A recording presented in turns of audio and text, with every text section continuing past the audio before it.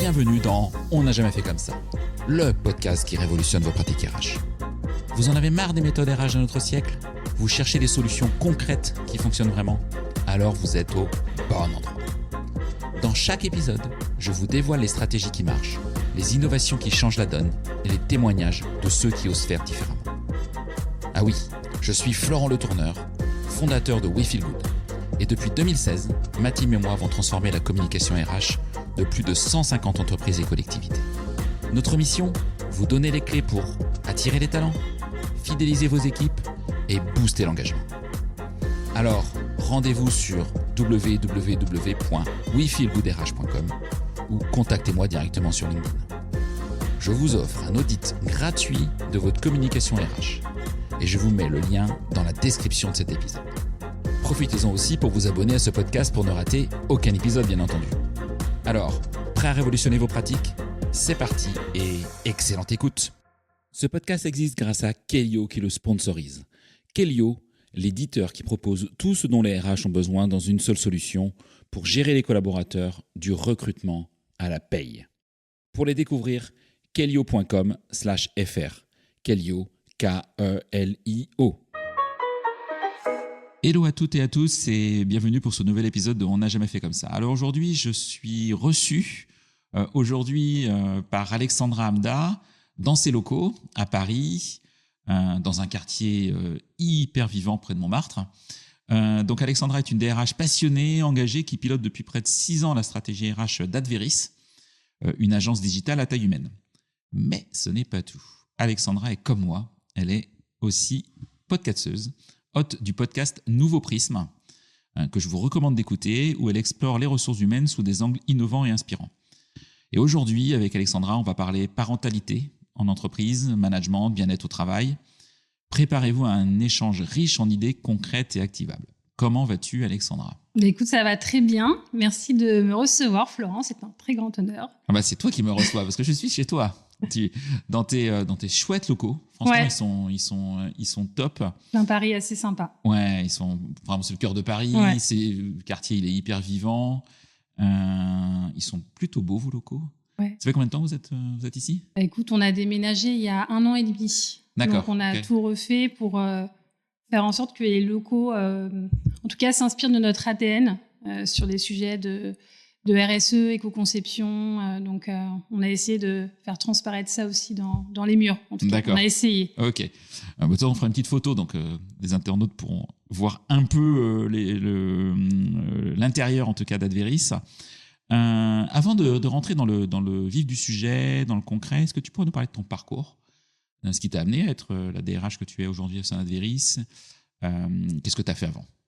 Écoute, on va faire une petite synthèse, sinon, j'ai pas mal d'années derrière moi, mais j'ai commencé dans le recrutement au tout début, donc très, très bel apprentissage et je pense que c'est une grosse valeur ajoutée avant de commencer dans les RH, de découvrir le recrutement en agence d'intérim, qui n'a pas forcément très belle renommée sur le marché, mais ça apprend plein de choses, de la relation client, de travailler dans l'urgence, c'est une très bonne école. Donc j'ai commencé par là et ensuite j'ai eu l'opportunité de rejoindre un cabinet de conseil qui s'appelle SIA Partners, qui est un gros cabinet de conseil français pour le coup, mais qui s'est beaucoup développé à l'international. Et j'y suis restée quasiment 13 ans. Donc j'ai vraiment grandi avec cette société, puisque quand j'ai commencé, on était 140. Et quand je suis partie, c'était pas loin de 800 personnes en France et 1400 à l'international. Wow. Et tu étais DRH de SIA ? Alors, j'étais DRH France. Ok. Ouais, mais j'ai évolué. Donc, je suis arrivée assistante RH. Donc, vraiment en bas. Et assez rapidement, au bout de 2-3 mois, j'ai eu l'opportunité d'évoluer sur un poste de chargé de développement RH. Et encore ensuite, très rapidement, de passer DRH. Et j'ai piloté la partie RH et recrutement.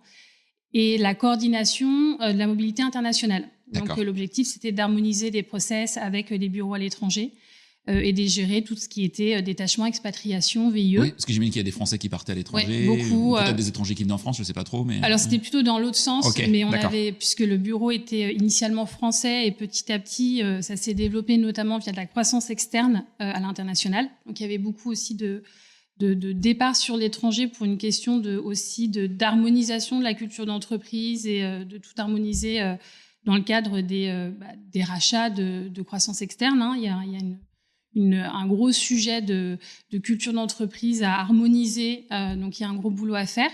Donc là, j'étais plus en coordination des départs, on va dire, vers de la mobilité, en tout cas au niveau international.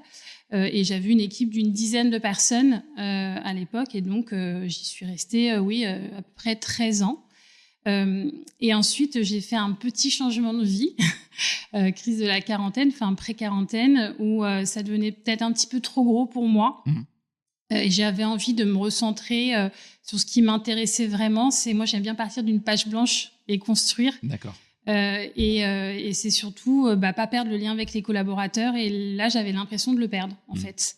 Et j'avais aussi l'impression de faire une croix sur ma vie de famille. Donc, on va notamment des sujets parentalité, on en parlera tout à l'heure. Mais j'avais besoin d'avoir aussi plus de temps. J'avais des enfants en bas âge. Et je me suis toujours promis de ne pas faire passer mon travail avant mes enfants. Et j'avais un peu l'impression de me diriger vers ça. Donc, j'ai fait un choix de vie et je me suis dit, je vais retourner sur une plus petite structure. Et donc, j'ai intégré Adverisk, une agence digitale. Donc, le digital m'intéressait beaucoup parce que la dernière année, on avait racheté une agence digitale, justement, dans le cadre du cabinet de conseil. C'était l'époque où tous les cabinets de conseil rachetaient les agences, il y a 5-6 ans. Et j'ai découvert un nouveau monde. Je ne connaissais rien en digital et j'ai adoré, j'ai trouvé ça passionnant. Et je me suis dit, pourquoi pas aller dans le digital. Et du coup, j'ai rejoint Adveris, qui était une toute petite structure. À l'époque, on était une trentaine de personnes. D'accord, oui. Là, on reste à taille humaine, hein, donc à peu près 70 collaborateurs. Et à 30, tu as créé la fonction ? Oui. D'accord. C'était une création de fonction. C'était un des associés, donc il y a 3 associés. C'était un des associés qui aujourd'hui est mon manager, qui est sponsor sur la fonction RH, qui jouait le rôle, mais... comme il me dit, je pensais très bien le faire et je me suis rendu compte avec ton arrivée, je ne savais pas du tout le faire.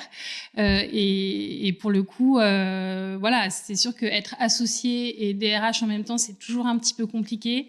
Donc, je suis arrivée à ce moment-là et notamment, c'était les prémices du télétravail et je suis arrivée pour justement les accompagner sur le fait de mettre en place du télétravail. Et heureusement, puisque c'était en 2019. Et oui, et quelques semaines après ou quelques mois après, voilà, on a tous un an après, on a eu les gilets jaunes sur Paris et on a eu le Covid juste après. Donc, on était prêts pour le Covid, heureusement. Ok. Voilà. D'accord. Donc, 6 ans, tu as une équipe aujourd'hui ? Vous êtes structuré comment ? Alors, aujourd'hui, pour le coup, j'ai une office manager qui travaille avec moi et qui gère toute la partie... administration du personnel. D'accord. Et que je vais faire monter sur la partie recrutement des stagiaires, notamment pour m'aider sur la partie recrutement.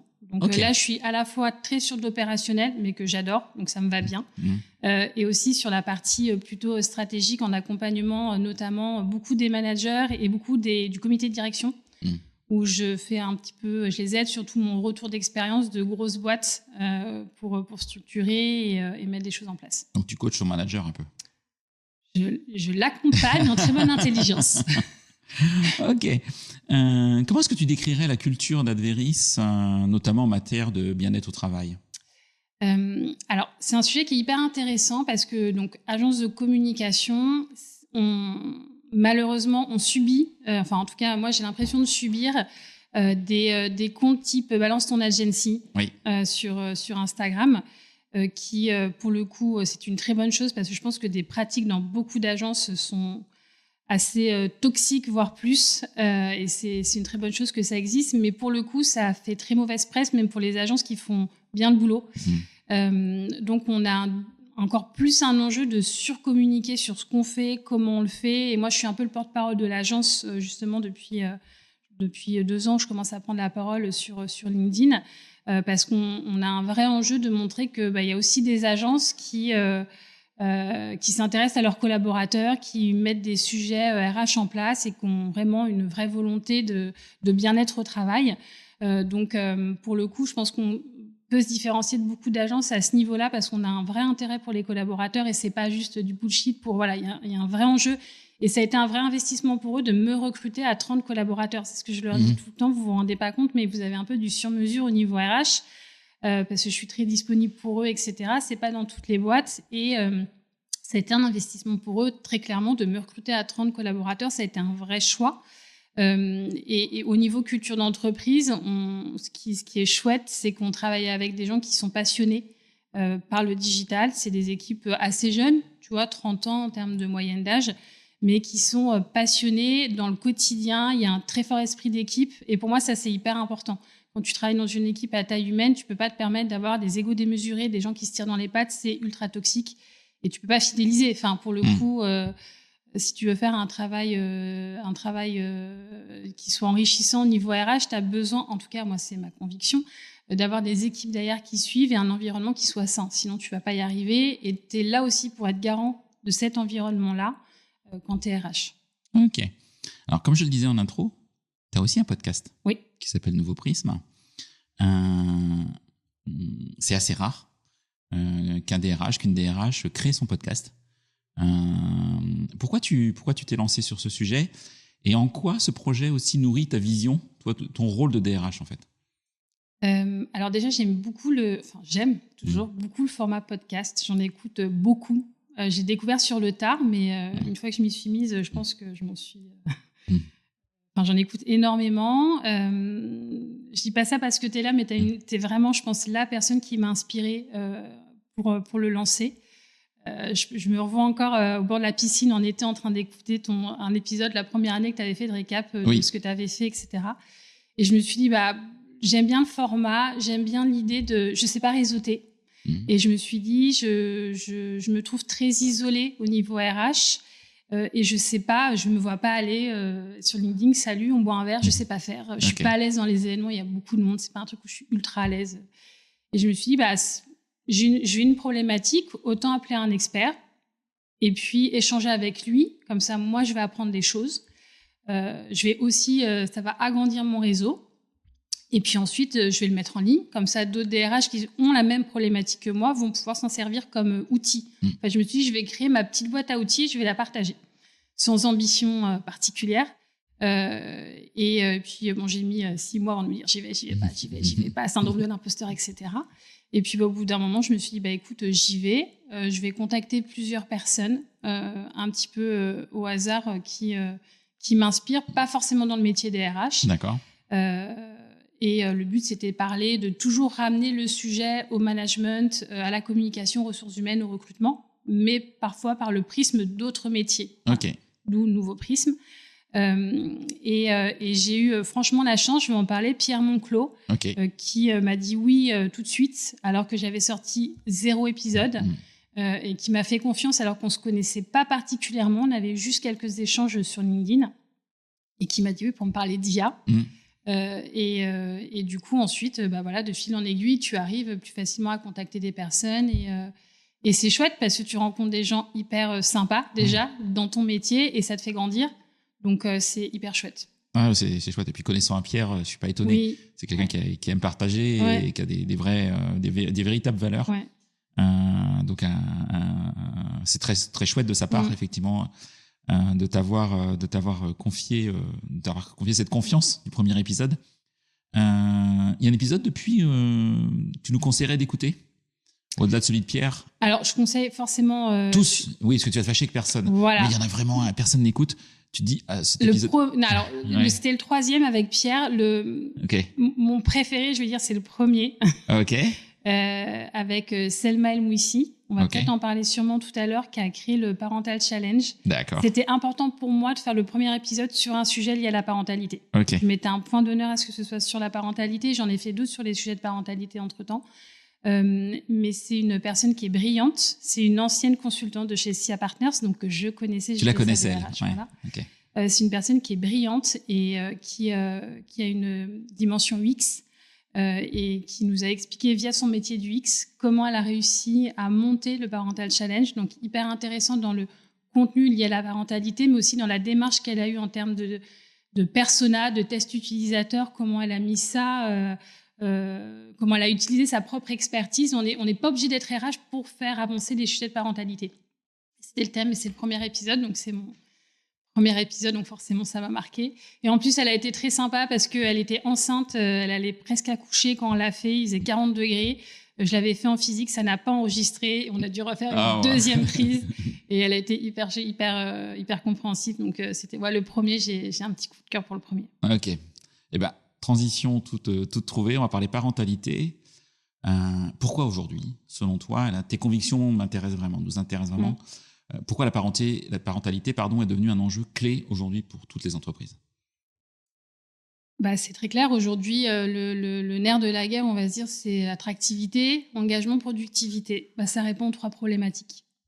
Très clairement, aujourd'hui, pour faire un petit résumé, si tu veux réussir à recruter des personnes avec une certaine seniorité, c'est souvent des parents. Donc, il y a un vrai enjeu de aussi faire la différence par rapport à nos concurrents aussi, et de leur proposer un environnement qui se permette d'allier vie pro, vie perso.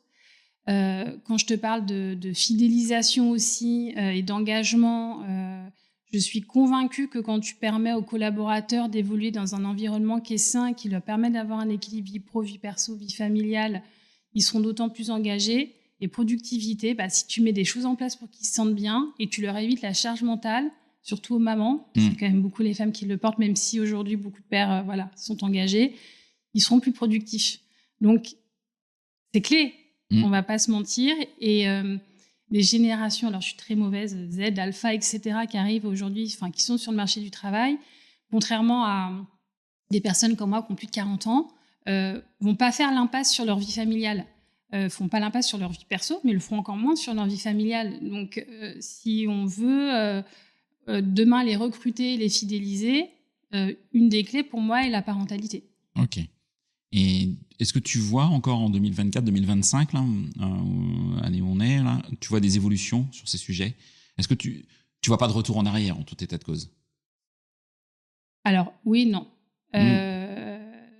Non, parce que de plus en plus de sociétés sont sensibilisées, mettent des choses en place, et encore, je trouve qu'on communique pas assez dessus.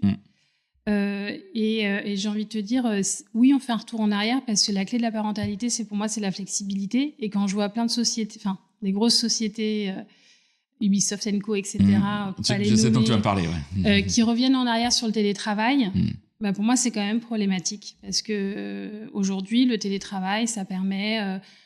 moi, je suis parisienne, mais de pas avoir... Moi, j'ai plus d'1 heure de transport. Ça permet de pas avoir 1 heure de transport, de voir plus ses enfants, d'aller chercher, de faire les devoirs, etc., etc.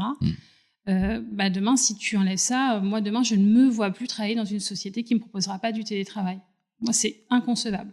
J'ai une vraie conviction sur ces sujets-là, c'est que ces entreprises-là, elles veulent dégraisser, et c'est une occasion de réduire les effectifs d'une autre manière qu'un plan social. Voilà. C'est mon analyse, je dis pas que j'ai raison, etc.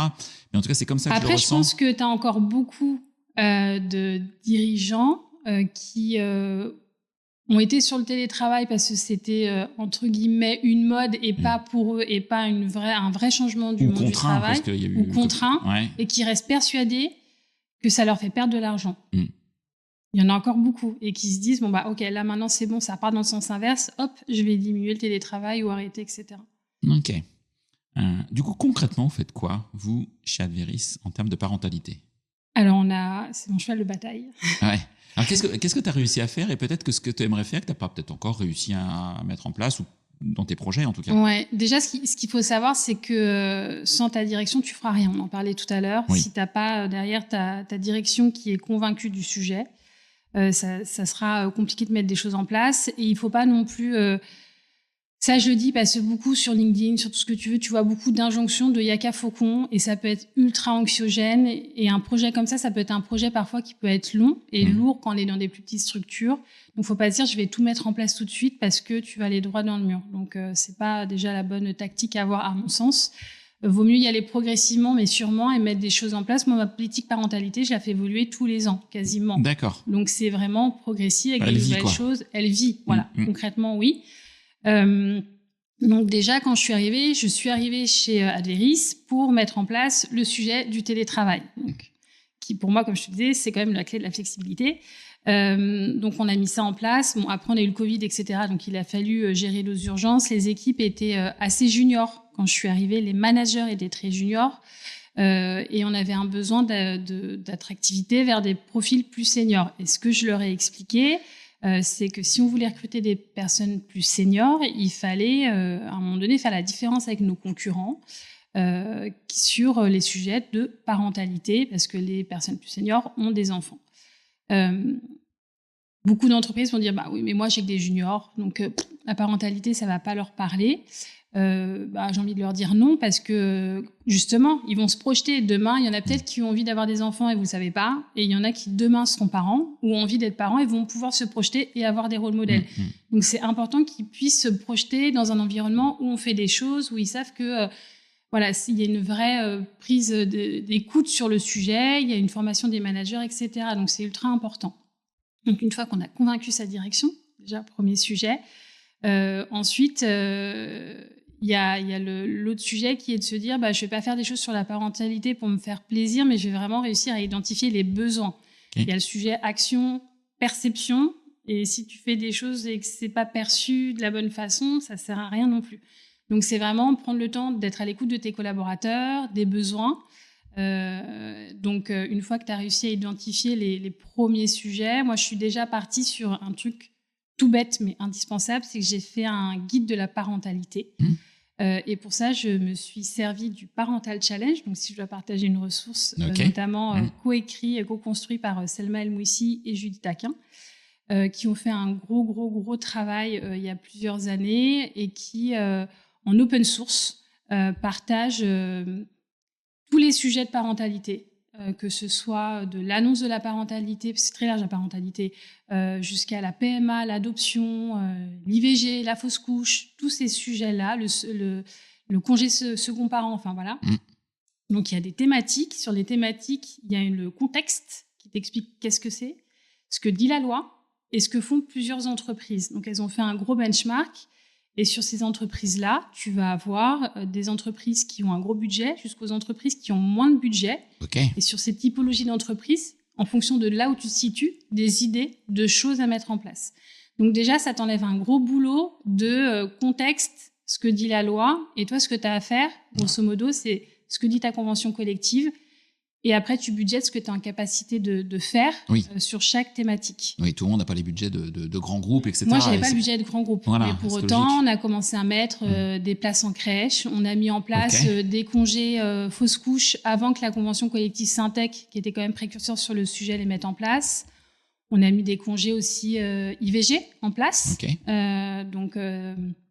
ça, pour le coup, il n'y a pas beaucoup de sociétés qui le font, mais le débat n'est pas, c'est ce que j'ai expliqué aux collaborateurs, pour ou contre l'IVG, c'est absolument pas le sujet. Mais comment t'accompagnes ?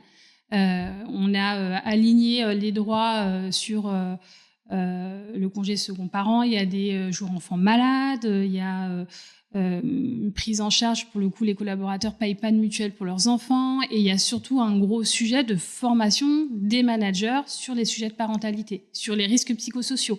Par exemple, quand je vais former mes managers aux risques psychosociaux, il y a toujours une aparté spécifique pour les parents. Voilà, donc c'est toujours focus sur ces sujets-là. Et l'objectif de cette charte, c'est de se dire, je donne accès à mes collaborateurs à leurs droits. Si déjà toutes les entreprises pouvaient donner accès aux collaborateurs à leurs droits liés à la parentalité, ce serait déjà très bien. Tu penses à quoi, par exemple ? D'où tu dis ça, c'est un droit. Par exemple, je pense que le congé second parent, que ce soit le papa ou le second parent, peu importe, savent pas aujourd'hui concrètement s'ils ont le droit de le fractionner ou pas, combien de temps. Une femme qui est enceinte sait pas qu'elle peut réduire son temps de travail. Elle va pas. Enfin voilà, il y a plein de choses qu'elle va pas savoir.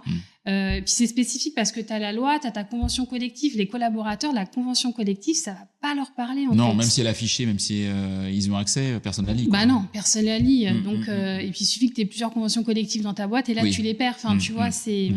Donc déjà, accès aux droits et qu'ils aient en tête qu'il y a une personne en interne qui est garante de la confidentialité des sujets liés à la parentalité. Donc que tu as un cercle de parole. Donc ça, c'est aussi hyper important. Donc c'est vraiment... voilà, tu construis ta charte, ton guide parentalité, peu importe comment tu l'appelles, tu la co-construis, c'est important, et derrière, tu communiques dessus aussi. L'important, c'est de communiquer et en interne et en externe. Parce que l'objectif, c'est que ça fasse partie, alimente ta marque employeur. Donc, il faut aussi communiquer dessus. Moi, j'ai une collaboratrice qui nous a rejoint d'ailleurs il n'y a pas très longtemps, et on a fait la différence grâce à ça par rapport aux concurrents. Parce que la parentalité, je lui en avais parlé, elle a un bébé de 10 mois. Okay. Elle m'a dit, vous m'en avez parlé, vous m'avez expliqué, personne ne m'en a jamais parlé en entretien, et ça a fait la différence. En onboarding, pareil, j'ai une collaboratrice qui n'a pas d'enfant qui m'a dit, c'est super, j'en ai parlé à mon père qui bosse dans une autre boîte, parce que on m'avait jamais parlé de parentalité, c'est hyper chouette que dès maintenant on nous en parle. Oui, mais d'anticiper effectivement les choses. Et donc, tu as parlé d'un sujet qui était important pour moi, qui est effectivement la sensibilisation des managers. Comment ils ont réagi, vu que c'était plutôt au départ des jeunes managers, enfin des managers qui avaient une expérience relative, on va dire. Ils y ont cru, ils ont dit waouh, elle est gentille, Alexandra, truc de RH, hein, ou comment ils ont réagi à tes initiatives, tes premières initiatives en tout cas. Pour le coup, j'ai des managers qui sont très comment dire, réceptifs, ouverts, ouais, sur les sujets de justement, c'est une jeune génération, tu vois, ils sont justement, c'est des jeunes managers, et ils sont très réceptifs sur les sujets de bien-être et aussi de parentalité. Donc, de plus en plus, ils ont vu des parents recrutés qui avaient leur sujet ils ont assimilé le fait que c'était un sujet et que c'était important d'être en capacité de, par exemple, une chose toute bête, quelqu'un qui vient m'annoncer qu'elle attend un enfant. Comment je réagis? Qu'est-ce que je lui dis? Faut pas dire ah mince, non, faut dire ah super, c'est une bonne nouvelle. Comment je vais t'accompagner? C'est tout bête, mais déjà là, la perception des collaborateurs, elle est tout autre. Ok, très clair. Est-ce que tu as pu mesurer un peu les bénéfices de tout ce que tu as mis en place? Lié à la parentalité en soi. Oui. Tu en citais par des bénéfices avec des personnes qui t'en parlent, candidates ou onboardées. Candidat, ça je t'ai fait un tour d'expérience. Le taux de départ, mais qui n'est pas lié qu'à ça, mais l'air de rien, on avait un taux de départ assez élevé quand je suis arrivée et qu'on a divisé par 5. Ah oui, donc c'est pas rien. Donc voilà, et surtout, on est passé de il y avait quoi, si je compte pas les miens, il y avait 4-5 enfants quand je suis arrivée, il y en a quasiment 25 aujourd'hui. Donc maintenant, on est dans une vraie culture il y a un goûter à Noël pour les enfants, avec tous les enfants. Enfin voilà, il y a vraiment une vraie Est-ce que culture, ça te permet de recruter aussi plus de femmes dans le digital? Parce qu'on sait que malheureusement, il y en a trop peu qui sortent des écoles. Mais évidemment. Mais par contre, est-ce qu'elles se disent ah ouais, j'ai envie de venir chez toi parce qu'il y a une différence, Mais bien sûr, je pense que quand tu parles parentalité, tu parles d'autant plus pour moi, c'est un sujet d'égalité homme-femme. Oui. Le fait de rendre le congé second parent obligatoire, tu touches à l'égalité homme-femme. Donc, il y a un vrai sujet d'exemplarité de la part de, la direction et un des associés a eu un enfant il n'y a pas longtemps. Il a pris son congé second parent pendant 1 mois. Donc, on ne l'a pas vu, même si c'est vite fait de son côté, mais grosso modo, il a été off et il y a un vrai... voilà. Et oui, forcément, ça permet, d'avoir des rôles modèles en interne pour les femmes qui sont là. Parce que tu as des rôles modèles de oui, on peut évoluer aujourd'hui, comité de direction, il y a 50% de femmes. Donc oui, on peut être femme, on peut être maman et on peut réussir sans pour autant faire une croix sur sa vie de famille. Il faut que les conditions soient là, mais chez nous, ça existe. Donc il y a des rôles modèles et les jeunes mamans ou futures mamans peuvent se projeter. Et papa, parce qu'il y a aussi, voilà. Et surtout, on fait en sorte que les papas aussi soient investis. Enfin, il faut faire attention quand on met en place une politique de parentalité qu'elle soit inclusive et que ça ne concerne pas que la femme. Il y a aussi le coparent, il y a aussi le papa, c'est hyper important. Moi, mon mari, il a pris un congé parental. Parental, pas paternité, parental. Moi, je travaillais et lui, il s'occupait des enfants. Et c'est extrêmement important que les papas jouent aussi leur rôle, mais qu'on puisse, socialement, et je pense que socialement, c'est une démarche qui doit passer par l'entreprise, favoriser toute cette évolution au niveau parentalité. Ok. Est-ce qu'il y a des actions que tu n'as pas encore mises en place, que tu aimerais mettre en place en 2025, 2026, et qui te semble aujourd'hui indispensable pour une entreprise comme la vôtre? Alors, je ne l'ai pas mis en place parce que je n'ai pas le sujet. J'en ai pas connaissance. Et c'est là où je pense qu'il y a une sensibilité à avoir, c'est sur les familles monoparentales. D'accord. Aujourd'hui, j'en ai pas. Et les familles monoparentales, pour avoir, dans ma vie précédente dans le conseil, vu une collègue et amie qui était en famille monoparentale, qui a fait un burn-out, je pense qu'il faut vraiment avoir une vigilance renforcée en termes de suivi RH. Parce que ça, c'est aussi important. Quand on parlait des actions, mais tu as les actions de suivi pré-départ, retour, 3-4 mois après, parce que souvent, les 3 premiers mois, tu as été dans le guidon, et voilà. D'accompagnement renforcé et au niveau managérial et au niveau RH dans les familles monoparentales. C'est un vrai sujet. Aujourd'hui, je ne le traite pas parce que je ne suis pas forcément confrontée, ce qui n'est pas forcément une excuse, mais c'est un sujet souvent qui est négligé, je pense, dans les sujets de parentalité et sur lesquels il faut être avoir extrêmement de suivi et d'attention. Ok. J'avais un sujet justement sur le retour, mais plus globalement. Je vais préciser ma question. Je parle d'absence longue, donc type congé maternité ou parental. Moi, quand j'étais DRH, tu vois, avant d'avoir créé Happy to Meet You puis We Feel Good, j'étais chez Groupama et ça nous arrivait effectivement dans une entreprise comme celle-ci d'avoir ce genre de situation. Et quid du maintien du lien pendant une absence longue durée. Et c'était très paradoxal parce qu'on avait des femmes ou des hommes qui partaient, qui nous disaient, moi, je quitte pendant X mois, je veux pas entendre parler de la boîte, ne me contactez pas, je vais pas me connecter à l'intranet, à Teams, à machin, oubliez-moi. Ok, non tact. Et il y en avait d'autres, au contraire, qui disaient, mais moi, je vais m'occuper de mon enfant, de mon futur enfant, mais je veux en même temps ne pas perdre le lien avec l'entreprise, parce que quand je vais revenir, j'ai envie de retrouver mon poste, j'ai envie de savoir ce qui s'est passé, voilà, sans y passer ces journées. Comment est-ce que tu gères en fait ces situations qui sont différentes? Est-ce que tu les personnalises? Est-ce que vous avez un parti pris là-dessus?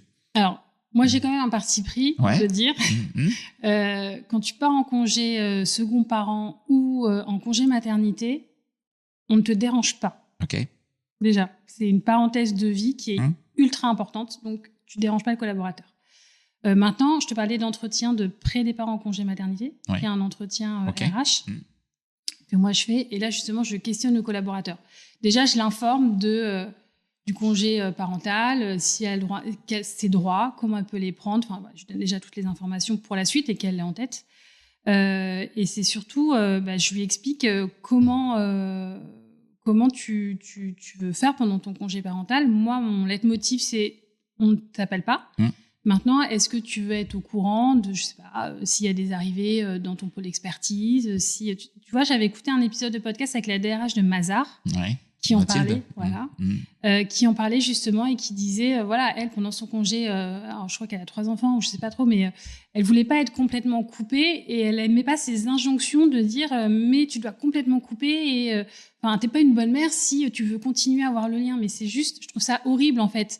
Une femme, elle peut avoir envie de pas couper et d'avoir encore accès aux informations, de pas couper le lien, d'avoir un lien social entre 2 couches et 3 biberons.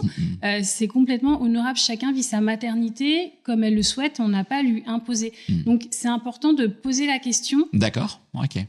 Et d'écouter la réponse tout le temps. Et pas de décider à la place de l'autre. Mais quand tu poses la question, avant de poser la question, moi, j'ai mon leitmotiv, c'est ça. Et que la personne n'ait pas l'impression que ce soit une question piège en mode... Ce serait cool que tu te connectes tous les 2 jours. Voilà, que ce soit pas mal interprété. Ok. Donc là-dessus, et après, chacun... Et puis, il y a type de communication. Les communications sur les trucs à faire, non, t'es en arrêt. Maintenant, t'appelles pas la collaboratrice pour lui demander des informations sur un dossier. Ça, la passation, elle doit être faite en amont. Par contre, la tenir informée des informations principales de l'entreprise, qu'elle les apprenne pas dans la presse, par exemple, c'est aussi bien qu'elle les apprenne avant, quoi. Ok. Voilà, c'est là où il faut mettre de l'intelligence. Après, c'est du bon. Pour moi, c'est du bon sens.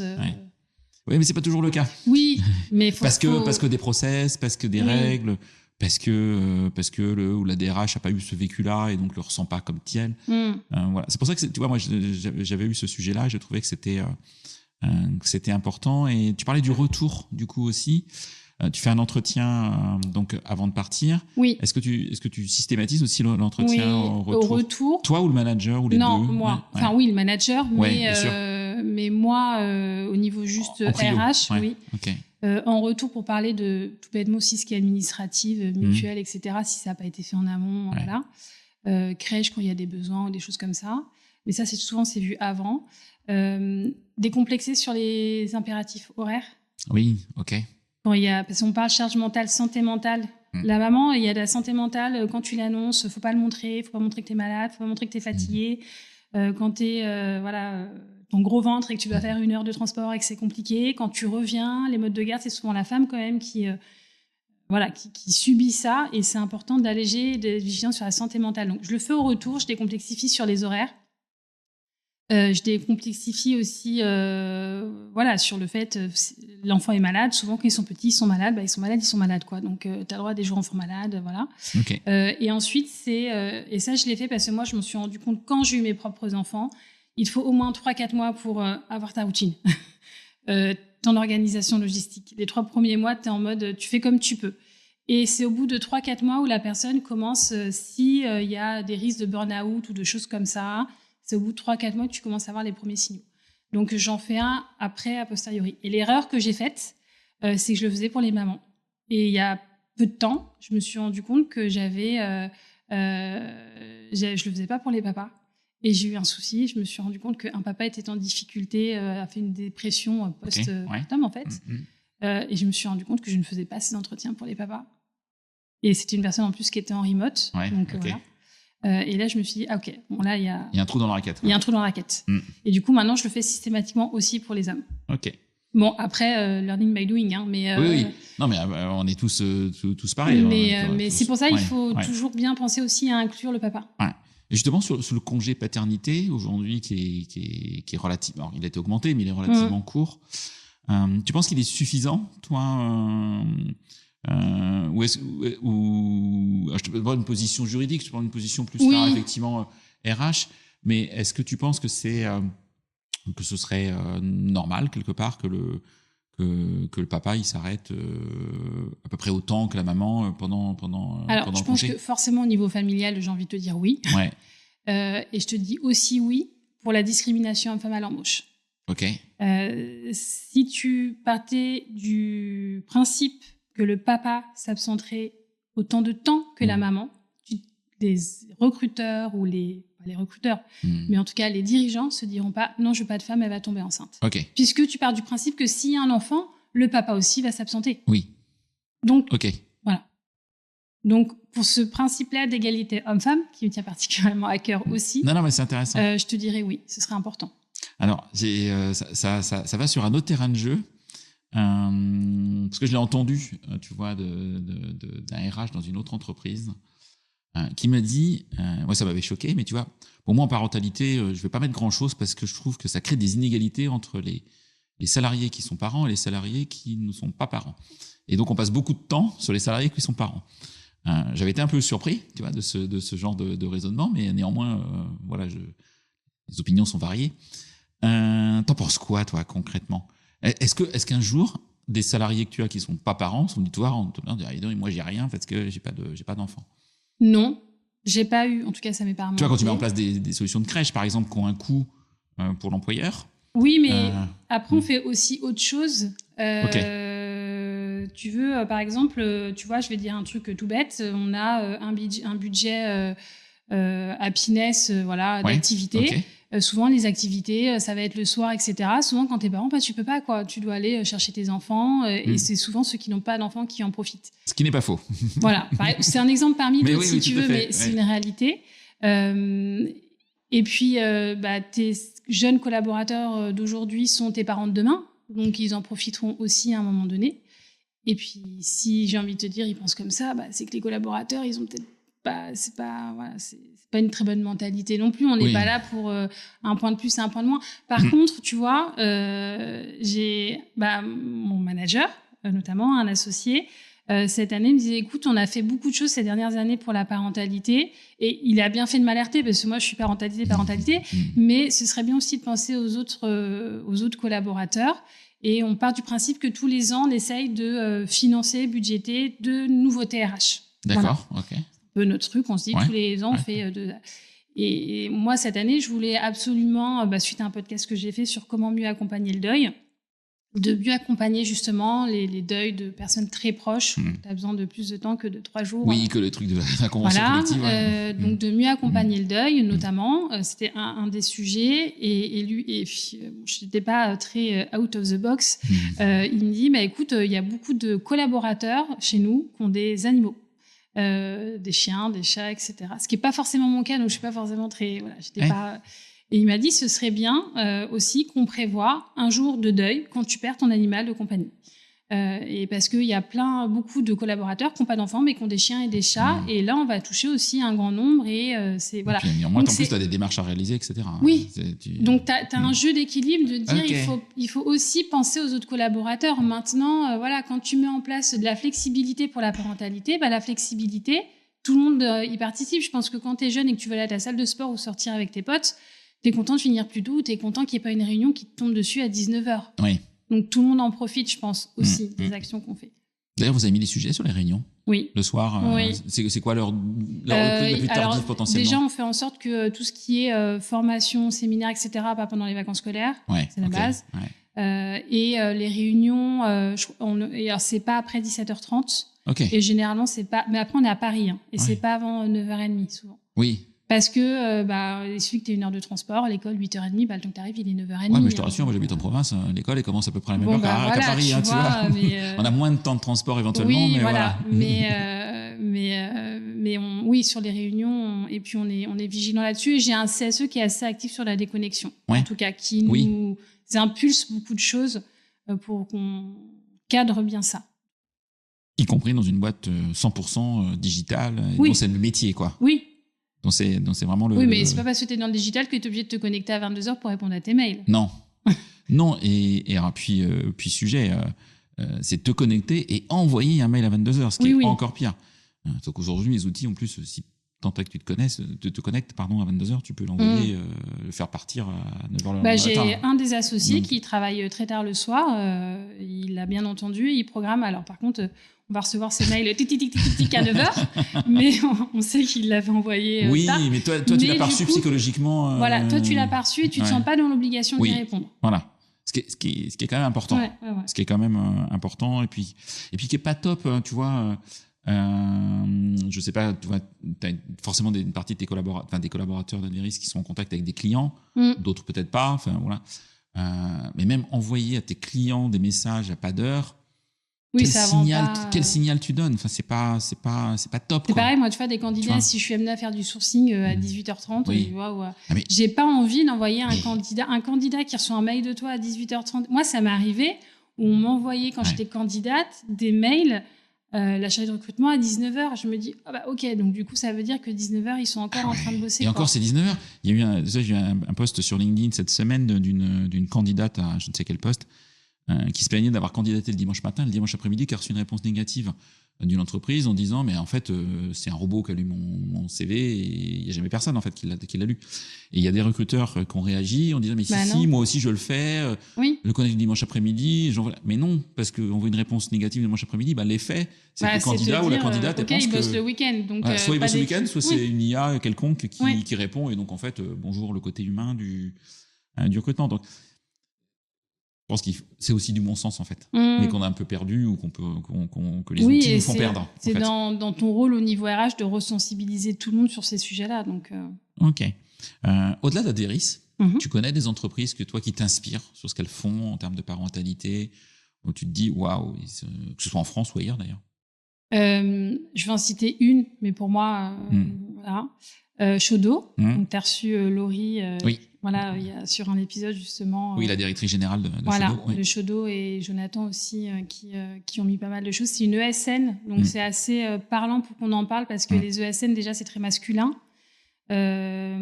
C'est souvent il y a quand même un sujet de, tu vas chez tes clients, donc tu as du mal à t'approprier la culture d'entreprise de ta boîte. Il y a des sujets, beaucoup de turnover, parce que leur plus gros concurrent, c'est le freelance, donc ils se mettent beaucoup en free, etc. Donc il y a un vrai enjeu de recrutement et de fidélisation.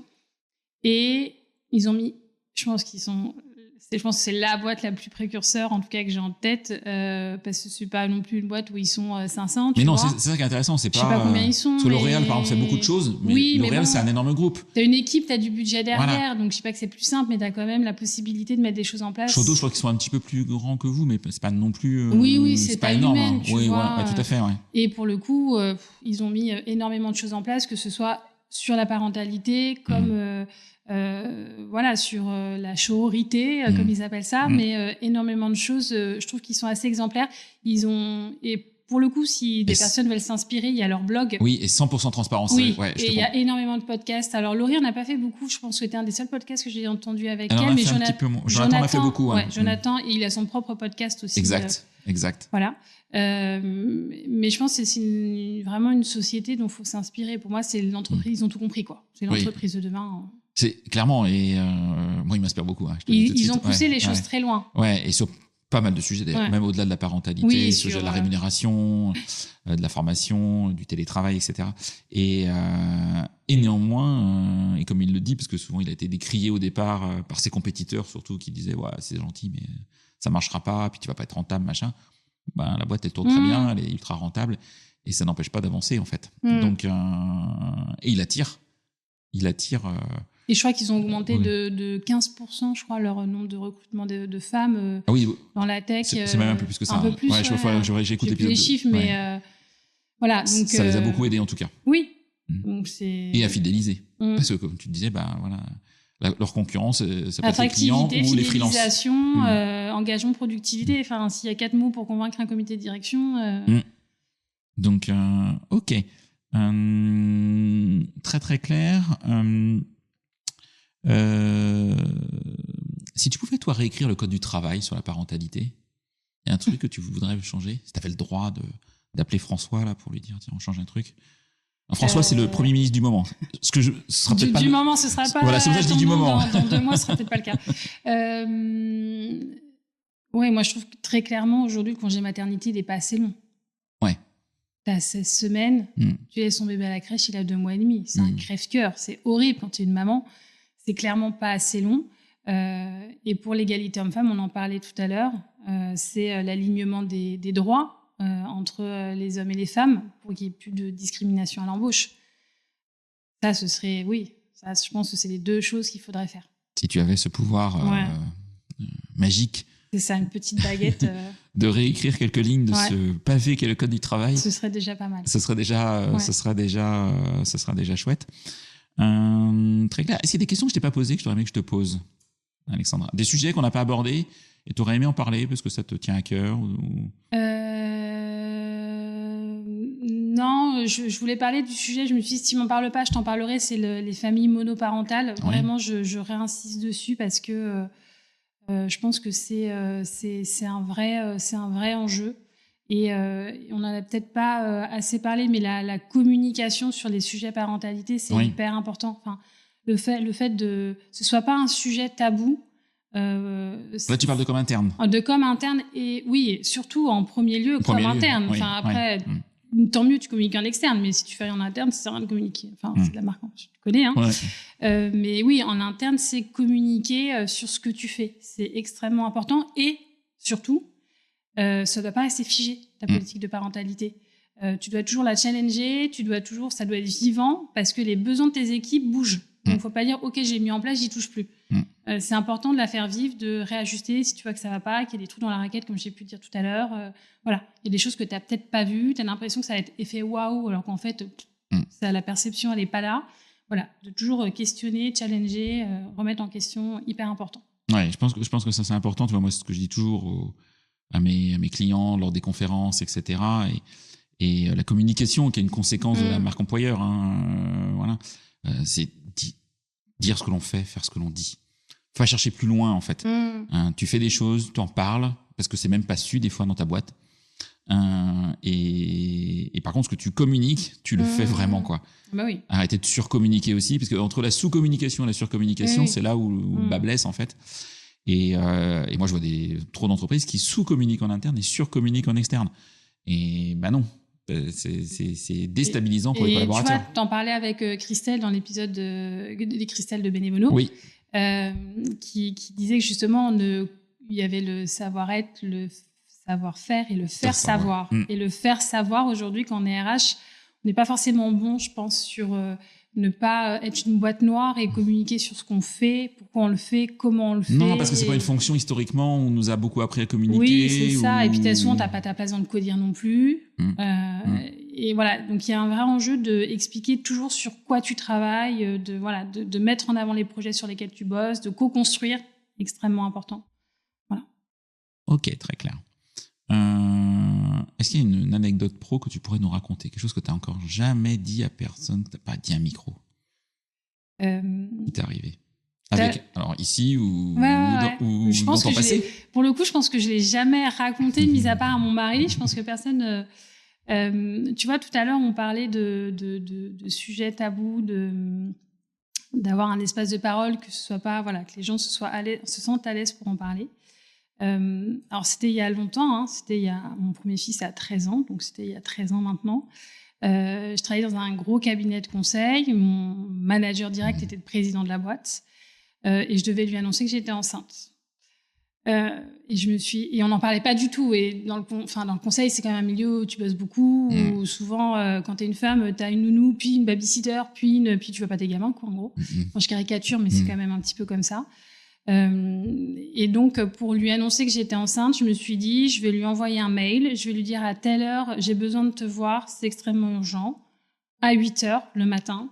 Et je sais plus comment j'avais tourné ça, mais de façon à ce qu'il croit que je démissionne. Voilà. Et je me suis dit, s'il croit que je démissionne, quand je vais lui dire qu'en fait, je ne suis que enceinte, il va faire ouf. Et effectivement. Il a fait ouf. Il a cru que je venais pour lui annoncer que je démissionnais. Et il a vu que j'étais que enceinte. Il a dit, bon, bah, ça va. Mais c'est pour montrer le genre de... Oui. Quand je parlais de charge mentale, de situation complètement ridicule dans laquelle on peut être amené à être si les conditions ne sont pas réunies pour qu'on se sente à l'aise d'en parler. Et ça, c'était, je te dis, il y a 13 ans. Mais je pense que dans plein de boîtes, c'est encore le cas aujourd'hui. Donc, c'est important de sensibiliser sa direction et de former ses managers sur les sujets de parentalité, juste pour ne serait-ce que la charge mentale des parents et des mamans. Est-ce qu'il y a des personnes que tu me recommanderais d'interviewer sur ce podcast? Des gens que tu aimerais entendre? Oui. Écoute, je t'ai parlé de Selma El Mouissi. Oui. J'ai bien noté. Qui est vraiment brillante. Et on est en train de réfléchir à un projet autour de la parentalité ensemble. Écoute, j'ai enregistré un podcast il n'y a pas longtemps avec PayFit et j'ai découvert la DRH de PayFit, Marie-Alice Tantardini, que je ne connaissais pas, sur un projet interne qui est un employé ressources group, qui est un ERG qu'ils ont mis en place autour notamment du mentorat de la femme et des sujets de parentalité. Donc, on en parle dans un épisode du podcast, il vient juste de sortir mardi, je crois. Je l'ai trouvé... Déjà, j'ai adoré la nana. J'ai adoré, j'ai vraiment fité. Elle est, je pense qu'elle est vraiment brillante et c'est une personne qui n'a jamais fait de podcast. C'était son premier podcast. Avant, elle travaillait dans tout ce qui est entertainment. Donc, je pense qu'elle a... elle est chez PayFit aujourd'hui. Comment évolue PayFit? Comment une start-up? Enfin, voilà. C'est quand même un gros historique, une ancienne DRH qui avait pris quand même beaucoup de place sur les réseaux sociaux. Comment on passe après? Je pense qu'elle a plein de choses à raconter. Et je serais en tout cas toute oui que tu l'aies dans le podcast. Avec grand plaisir, en tout cas. Ouais. Bon, tu fais pas mal de veille? Beaucoup. Ok. C'est quoi tes principaux outils de veille qui sont pas forcément des podcasts? Ouais, j'en ai beaucoup. Alors, beaucoup LinkedIn, pour le coup. Ouais. Qu'est-ce que t'aimes, toi, en fait? Ouais, moi, j'aime beaucoup. Moi, je suis LinkedIn matin, midi. Addict. Même trop, je pense. Il faut que je sois moins. LinkedIn, j'écoute beaucoup de podcasts. J'écoute le tien, Laurent Brois, des talents narratifs aussi, j'aime beaucoup. Qui a une newsletter. Qui a une newsletter aussi sur le recrutement. Tam Tam Show de Léo Bernard. Forcément. Et ensuite, je reçois beaucoup de newsletters, peut-être trop, mais je reçois beaucoup de newsletters. J'aime beaucoup les sujets d'IA aussi. Enfin, je m'y intéresse beaucoup autour des sujets d'IA. Et après, beaucoup de newsletters, mais je lis pas forcément toute l'école du recrutement. On fait une newsletter qui est pas mal. Anaïs Digarchet aussi, que j'aime beaucoup. Oui. C'est un de mes coups de cœur de l'année. On s'est très bien entendu. Voilà, il y a beaucoup de veille. Adrien Moulias aussi. Tout à fait. Des The Staff Company. Ouais, exactement. Justement, qui est un espace collaboratif où on peut rédiger des articles et qui sont très bien. T'es dans des réseaux de RH ? Est-ce que tu es membre de la NDRH? Alors, j'étais membre de la NDRH. D'accord. Au passé? J'y étais pendant 1 an. J'ai été un peu déçue. D'accord. Parce que je trouvais qu'il n'y avait pas assez d'événements, pas assez de rencontres. Mais c'est peut-être parce que c'était il y a longtemps et j'étais pas très à l'aise. Je sais pas. En tout cas, ça me correspondait pas. Et aujourd'hui, je suis dans des chaînes de Slack type HR Weekend. Enfin, il y a un vent nouveau. Enfin voilà, qui permettent de suivre pas mal de choses, de répondre à tes questions. Et j'essaye de sortir dans des conférences. Enfin, pour le coup, le podcast m'a beaucoup aidé à réseauter. Donc du coup, c'est intéressant parce que tu réseautes plus peut-être que ce que tu réseautais. Maintenant, je vais des événements. En plus, sur Paris, il y en a plein. Donc, mais oui, il y en a pas mal. Et puis, souvent, tu es invité, on te propose de venir, tu vois d'autres personnes. Enfin, voilà, ça va. Tu connais un petit peu plus des personnes que tu rencontres sur des tables rondes. Enfin, voilà, tu connais un petit peu plus l'écosystème. Donc, après, c'est chouette. Tu as plus l'impression de voir des copains RH que tu vois que, voilà. Donc, mais c'est pas forcément évident quand tu n'as pas un tempérament, que tu n'es pas extrêmement extraverti. Non, mais c'est clair. Et je pense que c'est important, effectivement, de s'ouvrir, de regarder ce qui se passe. Hyper Après, important. Chacun le fait à son rythme, avec les moyens qu'il aime ou qu'il n'aime pas. Selon qu'on est introverti, extraverti aussi, on a ces tendances-là. Il n'y en a pas une qui est mieux que l'autre. On est juste différents. Mais la veille, hyper important. Enfin, je pense que c'est clé.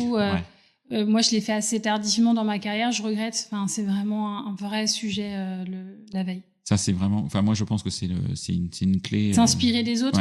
S'inspirer des autres et s'inspirer des autres métiers. C'est hyper important dans nos fonctions RH de s'inspirer du marketing. Marketing Square, Caroline Mignot. Oui. Un podcast à écouter. Voilà. Oui, et sur le marketing, même si on n'est pas dirigeant d'entreprise, c'est pas grave. On apprend tellement de choses. Il y a tellement de similitudes aujourd'hui entre le marketing business et le marketing RH qui a un excellent. Il faut s'intéresser vraiment à pas que son métier. Enfin, c'est important de s'intéresser à son écosystème global. Écoute, top. Merci Alexandra. Merci à toi. Je t'en prie, c'est très très chouette. J'espère que tu as passé un bon moment. Je sais même pas, j'ai l'impression que c'est passé en 5 minutes, mais tu vois, je t'avais dit, je suis bavarde. Donc... Non, il n'y a pas de souci. Ce que j'espère, et j'en suis convaincu, c'est que les gens qui nous ont écoutés ont surtout appris des choses et peut-être dans leur entreprise, soit vont faire changer aussi les mentalités autour de la parentalité, parce que c'est l'objectif numéro 1. Je mettrai tous les liens, tu as cité beaucoup de choses, et c'est très riche, et c'est donc très chouette. Je mettrai tous les liens que tu m'as, qui correspondent au sujet dont tu as parlé. Et puis, une nouvelle fois, je vous encourage à contacter Alexandra sur LinkedIn, parce qu'elle y est, c'est facile. Alexandra Hamda, je mettrai ton LinkedIn. Et puis, surtout, n'hésitez pas à écouter son podcast, Nouveau Prisme, qui sort, ça vient toutes les 2 semaines, je crois. Ouais, toutes les 2 semaines. Toutes les 2 semaines, et que vous trouvez, comme le mien, sur toutes les plateformes. Voilà, merci à tout le monde, merci Alexandra. Merci Florent, à bientôt. Merci, au revoir.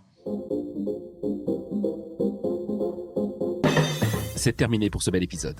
Merci de l'avoir suivi en entier.